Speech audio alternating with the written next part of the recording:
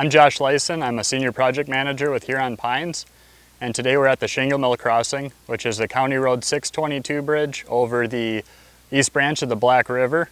And what we're looking at today is a 27-foot span aluminum box culvert that was installed recently. That old culvert was undersized for the stream, so if a culvert is undersized and you get a high water event, the water backs up behind or upstream from the road, and that can potentially create a catastrophic washout, which is an emergency from a road maintenance and safety perspective, and it also can send a lot of sediment into the river channel in one event.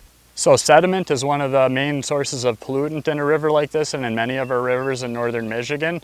That can bury important habitat types like gravel, which is used by spawning fish, and also for macroinvertebrates or aquatic insects that fish eat for food. So by installing a 27-foot span structure here, we're matching the sand and gravel bottom of the stream as well as the flow rate, so the water velocity is similar to what it should be naturally. And that allows fish to pass upstream, and it also allows floodwater to flow through under the roadway during high water events. So the old culvert was removed and a diversion channel was built to the east of this crossing to isolate the construction site so that they could build the new structure in dry conditions. And that process included excavating down to a certain elevation, driving steel I-beam piles down into the soil, and then pouring concrete footers on top, which this aluminum box culvert sits on top and anchors it in place so it doesn't shift around during high flows.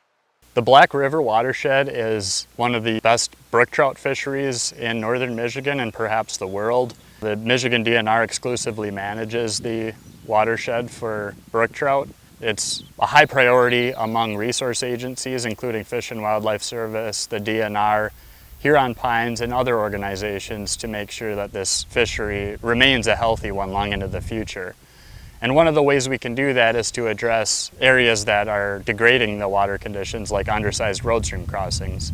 And this site was the last remaining major road stream crossing that was considered a high priority and problematic site to restore. So we're happy to have this done. It's been over a decade in the making between coming up with the plans and the funding to get this job done. So here we are in 2020 with a completed project, and I think everyone will be happy with it.